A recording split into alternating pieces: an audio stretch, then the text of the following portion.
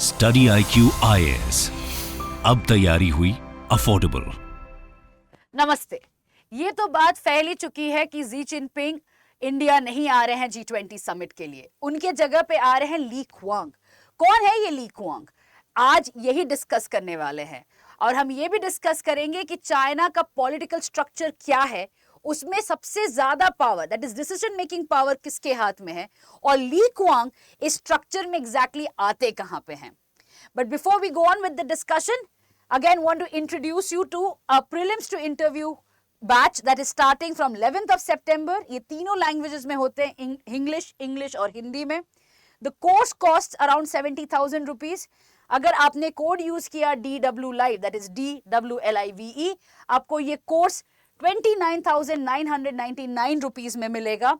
And इस course के features, एक बार आप जाइए स्टडी IQ के वेबसाइट पे, go and see the features. आप देखेंगे कि अगर आप यूपीएससी के you are just thinking about it, थोड़ा बहुत एस्पिरेशन भी है, सोच रहे हो, डायलेमा में हो, एक बार जाके फीचर्स देखना and you will realise that हर स्टेप में आपको सपोर्ट मिलेगा. आप अकेले नहीं होगे इस जर्नी में. स्टडी IQ आपको हर पॉइंट पे सपोर्ट देता है, मेंटरशिप के थ्रू पे, crux, handwritten notes, excellent content and one of the best teachers teaching you in all subjects. तो ये these are all the features of prelims to interview batch. एक बार जरूर जाके एक बार देखिएगा. चलिए आज का डिस्कशन शुरू करते हैं. तो if you look at it, China is largely governed by one party, that is the CCP, Chinese Communist Party, and Mao Zedong के समय से CCP has always been the governing. एक ही पार्टी है, मोनोपोली है, और हर decision from domestic to military to foreign, every decision is taken by that one single party.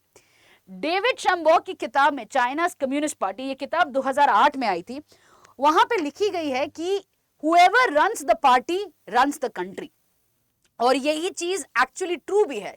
That is general secretary from Mao Zedong's period to Xi Jinping's period, जो भी जनरल सेक्रेटरी है CCP का, वो ही कंट्री का एक्चुअल डिसीजन मेकिंग पावर भी उन्हीं के हाथ में है. They are the ones who are taking all decisions of China and this is without any exceptions.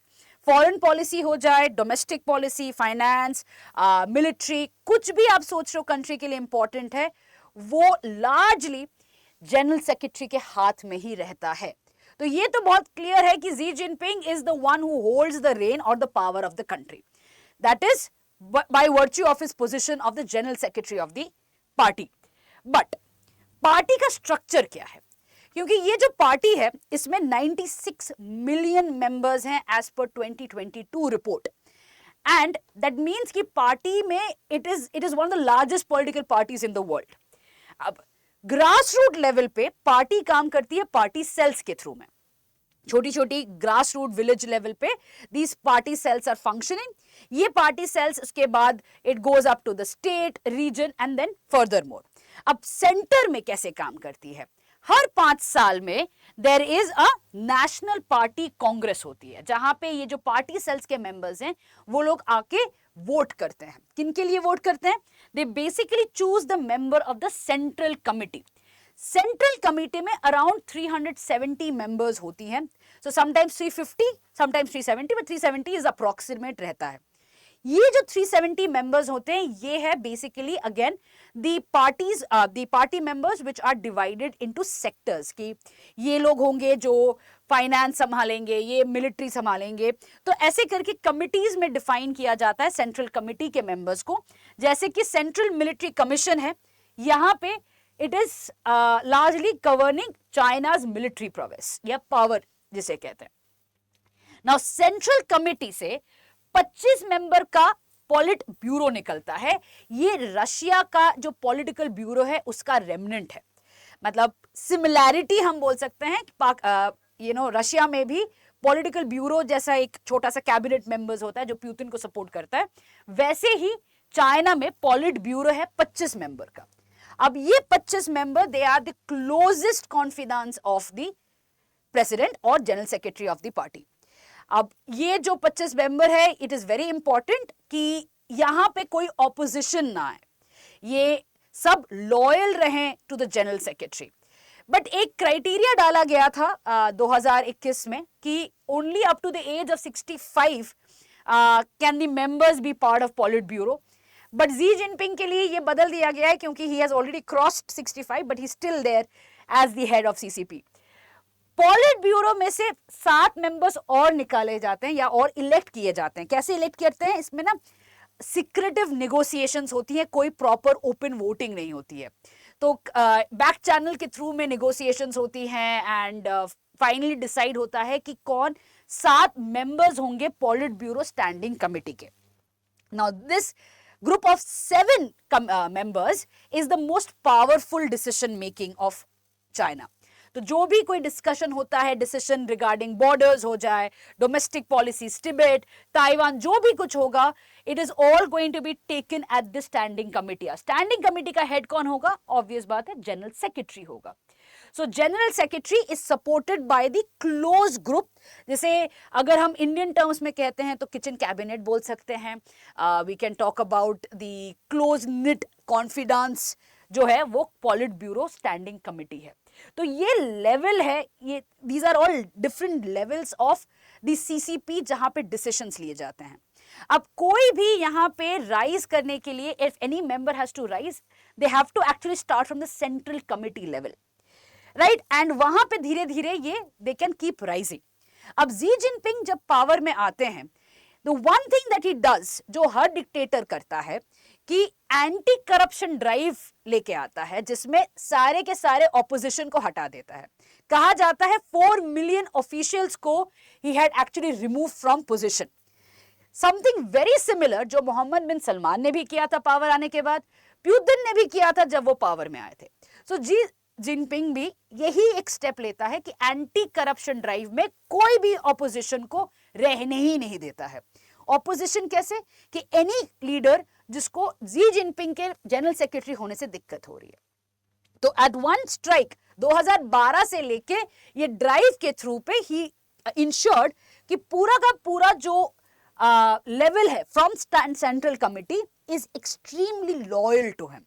वहां पे भी उन्होंने एक फैक्शन बनाया जिसे जी जिनपिंग फैक्शन कहते हैं या जिनपिंग क्लैन भी कहा जाता है. और ये जो क्लैन है या जो फैक्शन है, it is basically leaders who are extremely loyal to him. And ये जो फैक्शन है यही है जिनके पास एक्चुअल पावर है. सो जी जिनपिंग हर जगह तो प्रेजेंट नहीं हो सकता है, ऑब्वियस बात है. So he has to trust few people and this is exactly the group that he trust. और ये group usually politburo standing committee में होती है. अब आते हैं ली कुआंग के बारे में. ये है ली कुआंग. ली कुआंग का जो पॉलिटिकल करियर ग्राफ है वो स्टार्ट होता है, it starts from the Zhejiang region. तो वहां पे he is a youth leader जहां पे Xi Jinping was a party cell का हेड. अच्छा, जीजियांग से वो जाते हैं जियांगसू, JIANGSU, जियांगसू में जी जिनपिंग के साथ ही वो जाते हैं उस रीजन में. तो जी जिनपिंग वहां पे फिर से लीडर की तरह जाते हैं, तो जियांगसू रीजन में जाते हैं, तो ली कुआंग को लेके जाते हैं. तो उसके बाद जी जिनपिंग चले जाते हैं to the central committee and वहां से उनका राइज शुरू होता है. But Li Qiang continues to be in Jiangsu. उसके बाद वो जाते हैं शंघाई एंड शंघाई में वो finally it becomes the head of the party cell. Party cell में जाके शंघाई को बेसिकली गवर्न करते हैं. During the pandemic he was the one जो एक्चुअल लॉकडाउन करते हैं शंघाई का. इसकी वजह से काफी क्रिटिसिज्म आता है, but Xi Jinping is very happy with him. From there he is picked up and brought to the politburo. वहां से उनको सिलेक्शन करके अंडर द सेंट्रल कमिटी में उनको पॉलिट ब्यूरो लेके आया जाता है. धीरे धीरे पॉलिट ब्यूरो के स्टैंडिंग कमिटी में आते हैं. आज के दिन वो जो प्रीमियर है, he is part of the politburo standing committee and one of the closest confidence of Xi Jinping. But decision तो जी जिनपिंग के नाम पे लिया जाता है. ली कुआंग सिर्फ उनके वॉइस बन के ही आ पाएंगे. He is not going to be the one to sign on behalf of Xi Jinping. उतनी अथॉरिटी है नहीं. क्लोजेस्ट फ्रेंड जरूर हो सकते हैं, कॉन्फिडेंट हो सकते हैं, बट साइनिंग अथॉरिटी तो उनके पास है नहीं. तो एक्चुअल पावर जो है वो जी जिनपिंग के पास ही रहने वाली है. अब प्रॉब्लम यह है कि ये जो जी जिनपिंग नहीं आ रहे हैं G20 में, मीडिया रिपोर्ट्स के अकॉर्डिंगली, अगर आप कोई भी नेशनल मीडिया ले लो, वहां पे ये बताया जा रहा है कि this is China step towards sabotaging. Sabotaging का मतलब कि इसको जो इंडिया का प्रेसिडेंसी है उसको चैलेंज करने के लिए, उसको कंप्लीटली डिस्ट्रॉय करने के लिए, क्वेश्चन करने के लिए ये एक स्टेप लिया है जी जिनपिंग ने। हो सकता है, प्रोबेबल है कि ये चाइना का एक चाल है, क्योंकि अभी स्टैंडर्ड मैप रिलीज किया था जहां पे अक्साई चीन, अरुणाचल प्रदेश सभी क्लेम कर लिया है। हो सकता है कि Xi Jinping did not want to have a conversation with PM Modi on the map issue, इसीलिए he did not want to come. He also did not want to come maybe because he did not feel कि G20 का presidency में कोई भी value है, या G20 का जो समिट होने वाला है उनमें चाइना का प्रेजेंस सही नहीं होगा। So it could be that he is challenging India's presidency. But there are other reasons also, और इसी रीजन्स को हमें थोड़ा फोकस करना चाहिए।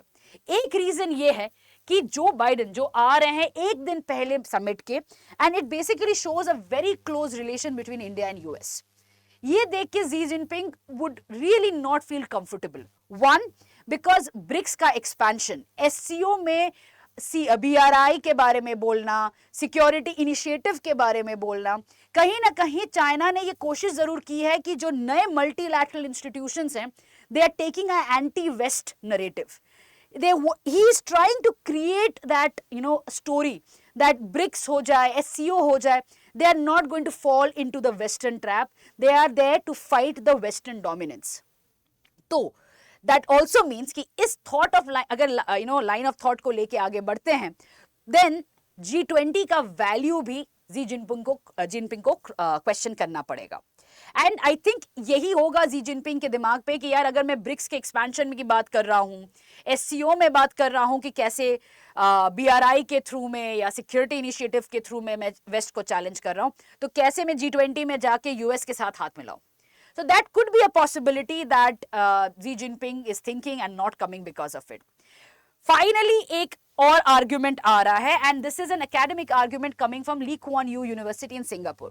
तो जो प्रोफेसर वू हैं, उन्होंने लिखा है कि east is rising and west is failing. ये नरेटिव सेट करना चाहता है चाइना, ये कहना चाहता है चाइना कि G20 का कोई वैल्यू नहीं है, look towards BRICS, look towards SCO, that is where the true value is. And इसी के थ्रू एक मैसेज देना चाहता है China towards the global south कि G20 का जो ये प्रेसिडेंसी है, इसमें कोई ऐसा स्टेप नहीं लिया जाएगा जिससे कि आपका फायदा होगा, दैट इज ग्लोबल साउथ का फायदा होगा। So this could be another possible messaging that Xi Jinping is trying to give, or China is trying to give, by not sending or allowing Xi Jinping to come to India. उसके बदले में Li Qiang is coming, who is again a top tier official, but not the decision making authority of China. But जब ये question पूछा जा रहा है, not only in international media, even in domestic media, the Chinese newspapers में भी इस पे काफी डिस्कशन चल रहा है, क्यों नहीं आ रहे हैं, क्या है। तो वहां पे they have said that ties with India are stable on the whole, that is China on Xi Jinping has talked about। तो चाइना के मीडिया ने कहा है कि नहीं, थिंग्स आर स्टेबल, यहाँ पे ऐसा है कि एक टाइम पे दोनों लीडर्स को नहीं भेज सकते हैं, ये एक ऑफिशियल स्टैंडर्ड है हमारा। सो Xi Jinping तो सब जगह नहीं जा सकते, अभी ब्रिक्स एक्सपेंशन से आए हैं, तो अभी लेट ली कुआंग गो। सो अगेन इतना आसान तो नहीं हो सकता है, राइट? माने behind this sudden move it can not be just this reason कि अभी ब्रिक्स से आए हैं। There has to be something behind it, and there can be multiple interpretations of it. Just like I told you, there are these interpretations, हो सकता है probable impact यही है, but one can never know China के दिमाग में क्या चल रहा है, चाइना के गेम प्लान में क्या चल रहा है। जो भी चल रहा है, ये तो 100% श्योर है कि G20 के प्रेसिडेंसी के साथ वो काफी खुश नहीं है, काफी नाखुश हैं, and they really do not want to participate in this summit, जहां पे हो सकता है चाइना को साइडलाइन किया जा सकता है। तो इसी के साथ डिस्कशन एंड करते हैं। Thank you. Study IQ IAS, अब तैयारी हुई अफोर्डेबल।